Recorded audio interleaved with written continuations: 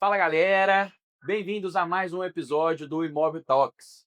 Hoje nós vamos trazer um tema para vocês muito bacana. Vamos instigar vocês a pensarem sobre quais são as boas práticas de um corretor de imóveis. Basicamente, corretor de imóveis ou tirador de pedidos. Infelizmente, a gente vê pessoas não adotando boas práticas, mas a gente sabe que é um mercado que se profissionaliza cada vez mais. E nós vamos debater aqui boas práticas aí para esse profissional que é de suma importância para o mercado de investimentos em imóveis. Estamos aqui hoje com Guaraci Nakamura, na conexão Jacareí-BH com Marcela Cari e Fernando Meri. Galera, antes de darmos início, o que eu vou pedir para vocês? Ativem o sininho para semanalmente assistirem os episódios do Imóvel Talks e se inscrevam no canal do YouTube, gente. Senão, vão perder conteúdo de relevância. Mais do que isso, sigam o Imóvel Talks na rede vizinha, no Instagram. Combinado? Guaraci Nakamura, o homem que já revendeu aí, só nesse semestre eu sei que caiu, ó, muito imóvel aí que estava aí parado que você conseguiu colocar no mercado. Então você tem habilidades aí de vendas, você tem aí, inclusive, você é corretor imobiliário, e eu queria que você falasse, Guará, qual é a importância da atuação de um bom profissional hoje na venda dos seus imóveis e o que você vê de diferencial quando vai colocar um corretor de imóveis para trabalhar a sua carteira de imóveis? Perfeito. Ó, o ramo de corretagem, ele é realmente ele é muito fraco, assim, em termos de conhecimento. As pessoas parece que a impressão que a gente tem é que é um subemprego. A pessoa não deu certo em algum ramo, ela vira corretor, vira Uber, vira outras opções aí de que as pessoas falam assim: "Ah, não sei o que eu vou fazer, vou virar tal profissão". Infelizmente, o corretor tem muitas pessoas que recorreram a essa profissão por uma falta de uma outra carreira.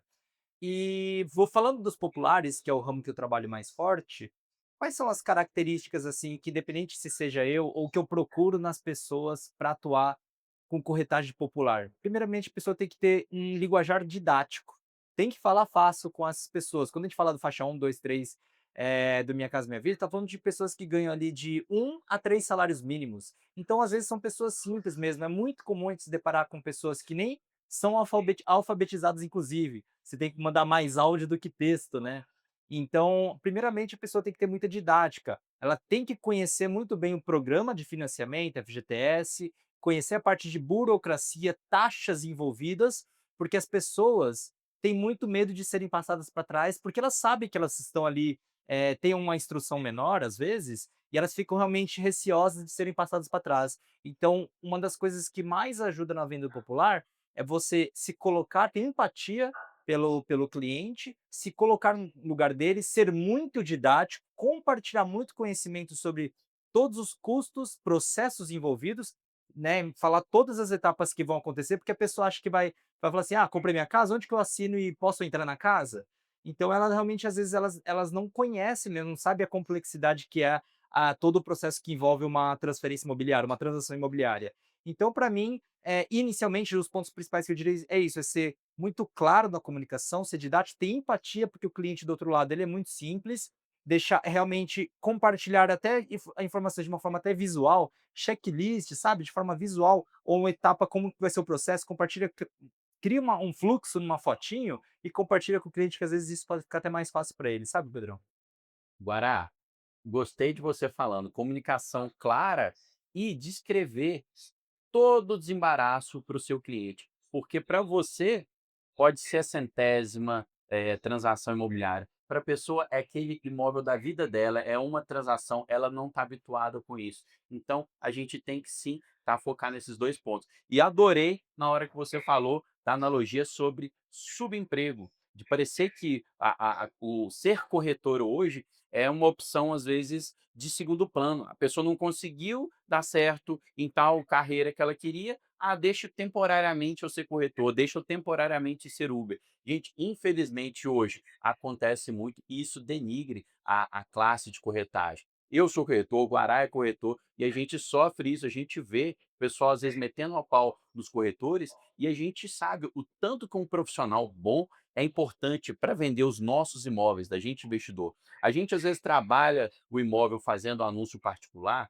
sim, mas a gente nunca deixa, tá, de colocar bons profissionais para trabalhar o nosso imóvel, porque ele ganha tempo, ele ganha, para a gente, por mais que ele tenha uma comissão, ele ganhando tempo para a gente, ele está trazendo mais dinheiro para a gente. Ele é um profissional essencial. Agora, precisa de conhecimento. Marcela, você hoje, você forma assessores. E eu vejo você cotidianamente falando assim: olha, você tem que aprender a como conquistar o cliente, você tem que aprender a como se comunicar com o cliente, você tem que saber como captar a lead, né? Esse mercado fala muito de lead ou o lead, realmente não sei aqui se é o pronome, se é masculino ou se é feminino. A gente tem que buscar conhecimento e para corretor de imóveis eu acredito que não seja diferente, né? Ele trabalha com prospecção de cliente, ele trabalha com prospecção de imóvel, ele tem que fazer o quê? Tráfego desse imóvel, teve que fazer aí um pitch de venda desse imóvel. Concorda comigo? Concordo. O corretor de imóveis, ele tem que entender qual que é o papel dele. É intermediação imobiliária. E o que é intermediar? É conectar interesses. Ele tem que estar conectado com os interesses do comprador e do vendedor. E ambos são clientes dele. Isso é uma coisa muito importante que o corretor precisa ter em mente. Porque ele tem o cliente nas duas contas. Tanto o comprador é cliente dele, que é o que o Guará falou, né? O público que ele está atendendo, quem é que, para que ele está vendendo imóvel, quais são os desejos dessa pessoa que quer comprar esse imóvel. Mas também na outra ponta tem os interesses do vendedor. Qual é o valor de mercado que esse vendedor entende que aquele imóvel pega? Quais são as objeções, potenciais objeções que aquele imóvel pode apresentar? Ele precisa ter conhecimento para saber defender uma venda, alguma questão jurídica que apareça. Às vezes aparece uma certidão positiva de alguma ação judicial que ele já causa pânico no comprador. O corretor ele tem um papel importantíssimo de explicar que aquele vendedor, por exemplo, não é insolvente, ele tem um patrimônio muito grande. Você pega a declaração de imposto de renda, você consegue comprovar a solvência. O corretor, ele não pode ser que nem o Guará trouxe, é um ponto muito importante. Ele não pode trabalhar como se não dei certo em nada, vou ser corretor. Eu tenho que trabalhar com conhecimento. Se eu quero ser destaque e especializado em qualquer coisa que eu faça, eu tenho que saber o meu papel. E o papel do corretor é intermediar, conciliar interesses. E se ele não fizer isso, ele não vai se destacar e ele vai perder para aquele profissional que se capacita e consegue pegar esses resultados. Ô Marcela, e para conciliar interesses, para fazer essa intermediação, eu entendo que o corretor tem que ser um exímio negociador, né? E aí, puxando a bola para o Fernando, que é um negociador nato, Fernando, eu vejo você muitas vezes perdendo paciência justamente nesse ponto com corretores, aquele corretor travado, que ele não tenta buscar uma solução em conjunto para fechar o negócio. Conte pra gente aí como é que você passa aí com corretores parceiros, como é que você seleciona corretores parceiros, se tiver algum caso aí de negociação, conte pra gente. Cara, tem vários, mas antes aqui, até pegando o gancho de cada um de vocês falaram, principalmente vocês dois, que são os dois corretores, né? E conseguiram o Cresce aí provavelmente de meia hora. Por quê? Porque você já tem amplo conhecimento do mercado imobiliário, então com pouco tempo de estudo, qualquer pessoa consegue um Cresce. O que eu acho que já começa a questão do erro. Por quê? O corretor ele não exerce somente essa função, ele exerce a função de confiança das partes. E aí, hoje, por dezenas, centenas de negócios que a gente faz, o que você vê? O comprador, quando chega ali, ele adorou o imóvel. Olha, beleza, é isso aqui que eu quero. Vai assinar um contrato, o corretor não consegue explicar para ele qual é a função de uma escritura pública. Não consegue explicar para ele o que é um registro na matrícula do imóvel. Né? Então, ou seja, o cara chega ali, ele acha que o negócio está firmado e que tem fé pública depois que ele vai lá no cartório, o tabelião é que vai dar garantia para ele. E não o corretor esclarecendo para ele item a item do que ele está assinando. Num contrato de financiamento, você vai pegar lá, são 12 páginas, 13 páginas, frente e verso. Algum corretor chegou a falar, você tem alguma dúvida? Não, o valor da sua parcela é tal, o seu prazo é tal, e ok para o cara. Não é isso, então você tem que esclarecer, olha, esse contrato está te firmando por isso, está te firmando para aquilo, é isso, você quer seguir nesse caminho? São a questão, como a Marcela falou, a questão dos interesses. Então o cara, quando ele está trabalhando no mercado e é um mero tirador de pedido, o interesse dele não é em satisfazer nenhuma das partes, é na comissão. E muitas das vezes o cara fica focado, e aí é o caso prático, né? Que é o cara que busca o quê? Você aceita a permuta? Claro que eu aceito. Então ele tá doido para fazer esse negócio porque ele pretende ganhar comissão dos dois lados.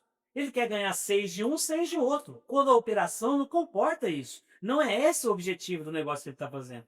Né? Aí por que a gente fala, por exemplo, e todo mundo acha que é um dinheiro desperdiçado quando você para uma comissão de 6% para corretor? Por que acham isso? Porque ele faz todo mundo achar dessa forma. A comissão do corretor ela é estabelecida por lei, pela Edilpress de 6%, porque estabelece uma contrapartida. Cara, você vai dar toda a segurança, vai passar confiança para as partes, vai esclarecer o negócio, e isso serve para nível de futuro. Quantas não foram uma nem 10 ou mais que eu vendi de imóveis e que logo depois eu via ele de novo em leilão? Por quê? Porque o cara não esclareceu para o cara, você não tem condição de fazer esse negócio, isso vai te prejudicar. Né? Então, ou seja, o cara ele tem um único intuito de fazer ali aquela venda e às vezes ele bloqueia, ele segura o comprador, né? Ó, o interessado no imóvel, ele segura lá, não manda para a gente, perde venda às vezes. Não foi uma nem duas vezes que eu tive que assumir, e cara, vamos conversar, marca uma reunião todo mundo, eu vou fechar esse negócio. E aí você vai, explica por A mais B para o comprador, coisa que era função do corretor e ele não sabe fazer. Aí entra um papel que a gente sabe, né? Que ó, antigamente como é que funcionava? Todo mundo que quer comprar um imóvel procura um corretor de confiança e o corretor vai procurar um imóvel no seu perfil, do imóvel que você busca. Então era diferente, o corretor tinha cliente. Então o cliente era do corretor, não era do imóvel. Hoje, eles estão mais preocupados, inclusive é prática comum de imobiliárias, fazer captação de imóveis. Olha, eu quero fazer o cadastro do seu imóvel aqui. Cadastra, vai lá, o cara não sabe o seu nome, não sabe qual que é o seu imóvel, por quê? Porque ele cadastrou, se por acaso e quando acontecer uma venda nesse imóvel por meio daquela imobiliária, ele vai ganhar um percentual da venda, mesmo que ele só fez o cadastro. Então tem os captadores, esses são para mim os piores. Então eles preenchem em sistema, colocam lá e joga a isca lá e fica esperando algum dia aparecer alguém interessado. E aí às vezes alguém vem interessado pelo nosso imóvel e eles falam, não, tem o outro lá, ó e não sei o quê. Então, muitas das vezes, o que é uma prática mais condenável ainda, são pessoas que pegam imóveis bons, que valem 1 milhão, anuncia por 600, e aí depois fala, o cara vai, eu estou interessado nesse imóvel, esse já vendeu, mas eu tenho esse outro aqui.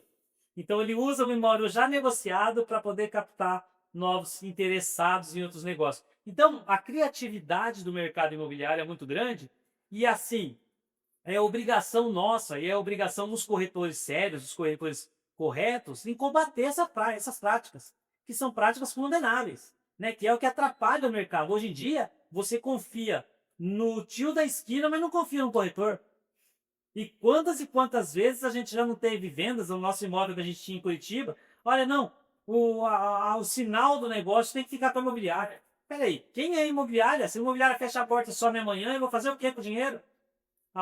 O negócio é fechado entre o comprador e o vendedor, né? Então, ou seja, é muito importante a gente tentar passar para cada um de vocês aqui, em qualquer momento, tentar passar para vocês aqui a todo momento o conceito do que é o mercado imobiliário, quais são os interesses envolvidos e é o momento que o corretor pega as partes na parte mais frágil. É o cara com desejo enorme de comprar e o vendedor com desejo enorme de vender. Então, ou seja, para ele deveria ser tudo fácil, mas ele aproveita essa fragilidade e consegue fazer anarquia e tudo.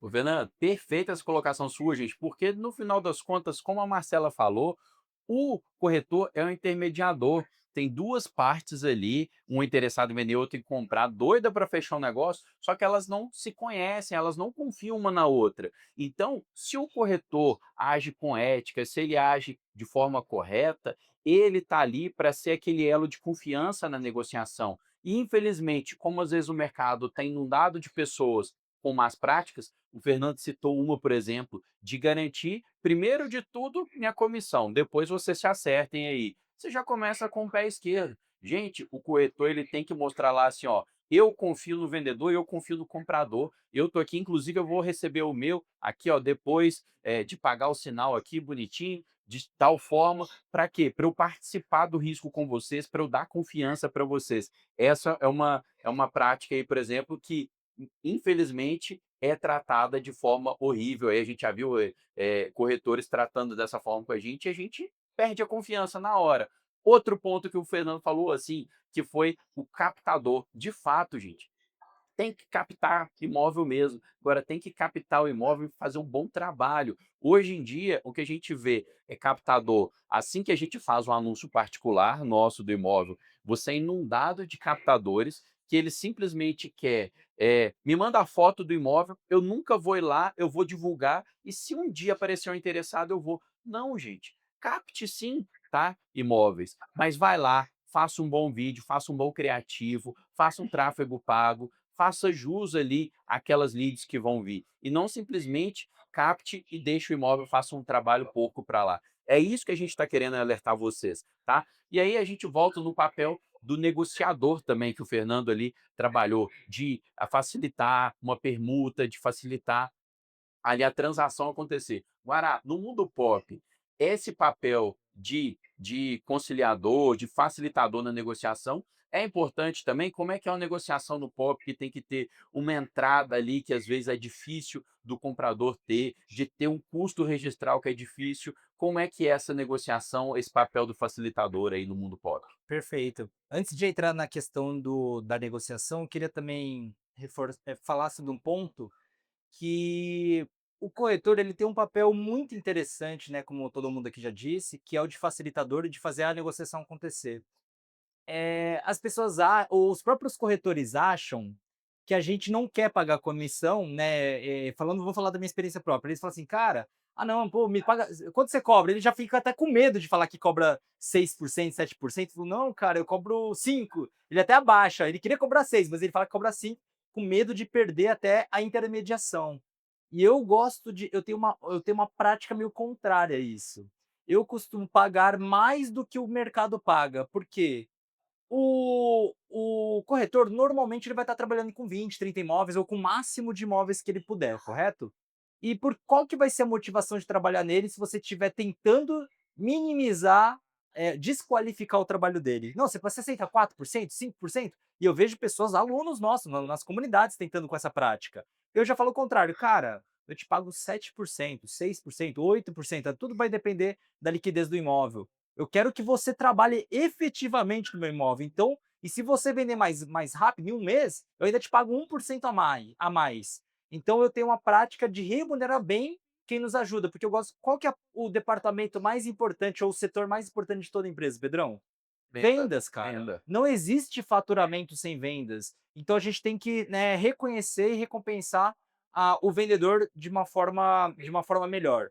Voltando para a questão da negociação, o que falta realmente para os corredores é esse jogo de cintura que a gente tem falado, certo?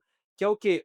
Quantas vezes já me retornou e falou: "Guaraci, o cliente não quer". Por quê? Não, ele não gostou muito daquele revestimento, ele não gostou, ele achou que sabe, o muro tá muito baixo, fica perigoso. Falei: "Não, cara". E tanto que qual que é a prática que eu tenho em relação até à negociação quando eu não estou envolvido? Já vou entrar quando eu estou envolvido. Quando eu não estou envolvido, eu sempre falo: "Quando o cliente estiver visitando a casa, me fala, pergunta para ele o que você gostou e o que você não gostou e me reporta, por favor.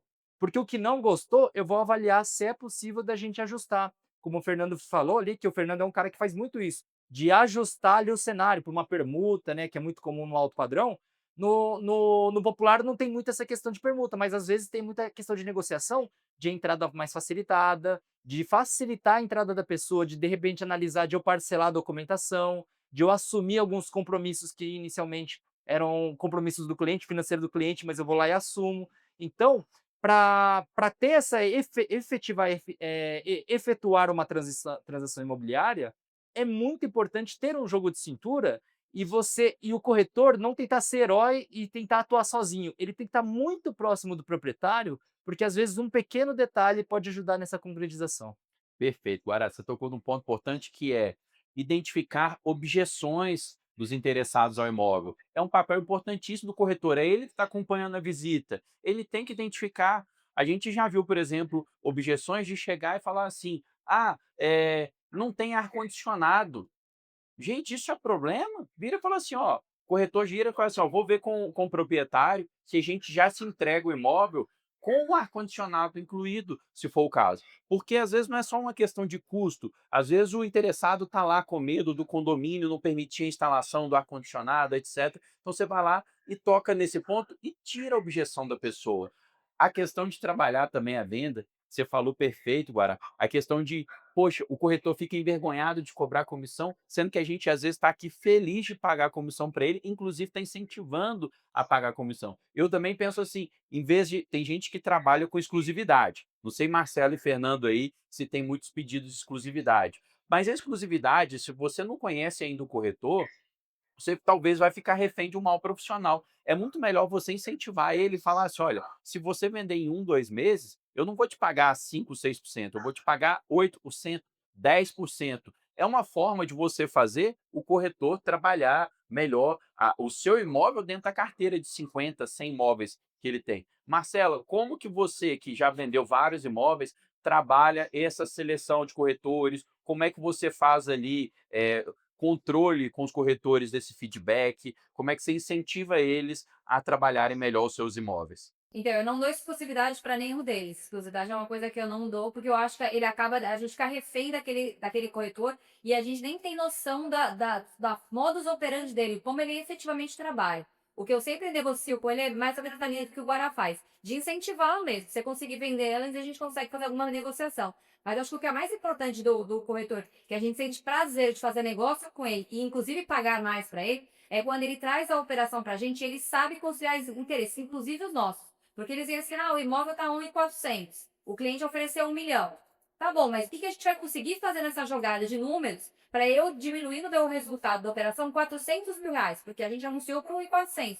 Como é que são os interesses? Vai vir à vista? Vai ser parcelado? Vai ser financiado? O que vai ser? Você vai diminuir sua comissão? Você vai trazer algum modo diferente da gente fazer? Vai para alguma pergunta? O que vai vir? O que vai trazer para conciliar os interesses? E isso o corretor vem com essa habilidade de negociar com a gente, trazendo inclusive soluções para a gente. Esse corretor, sim, para mim é um corretor que merece estar na minha carteira de corretores com estrelinha, sabe?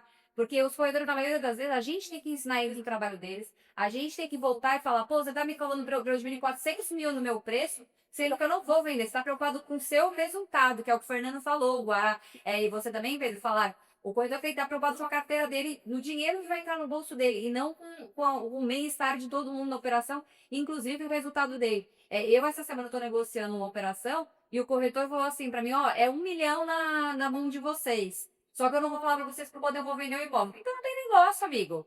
Eu preciso saber, o negócio é meu, eu quero 1 milhão na minha mão, você está mandando eu diminuir 50 mil reais do que eu queria na minha mão, baseado no quê? Então o comprador vai ser responsável por pagar sua comissão?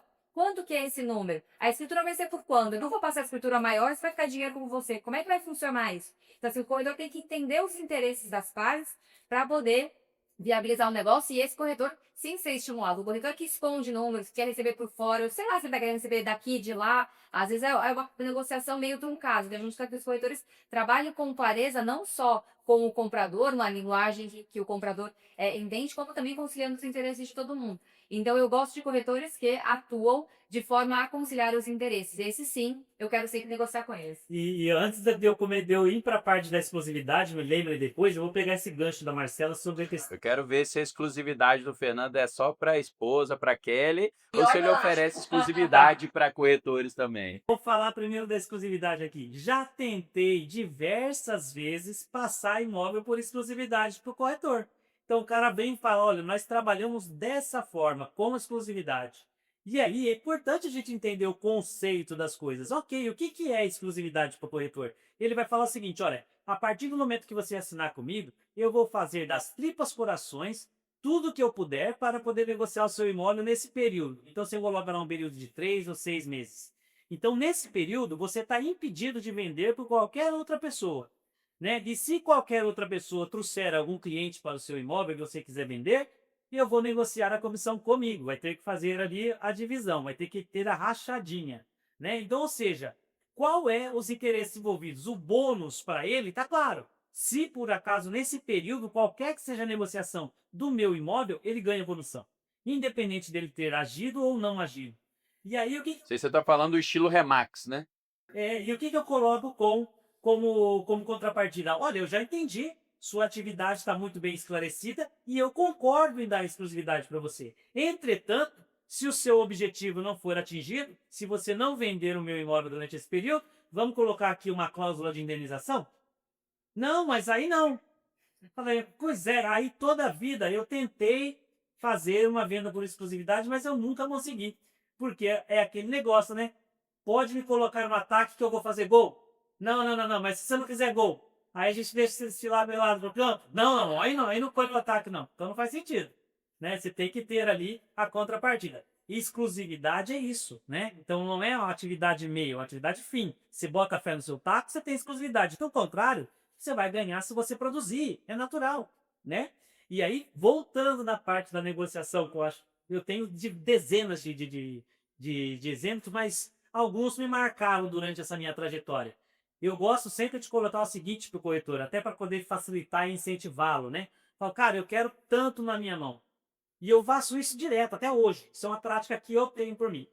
E aí peguei um apartamento uma vez lá, um popzinho, 180 mil eu queria na minha mão. Isso foi em 2022, vai. 180 mil eu quero na minha mão. Aí me volta a corretora, foi lá, fez a visita, a mulher adorou, apaixonada no apartamento, falou, olha, eu consegui 185.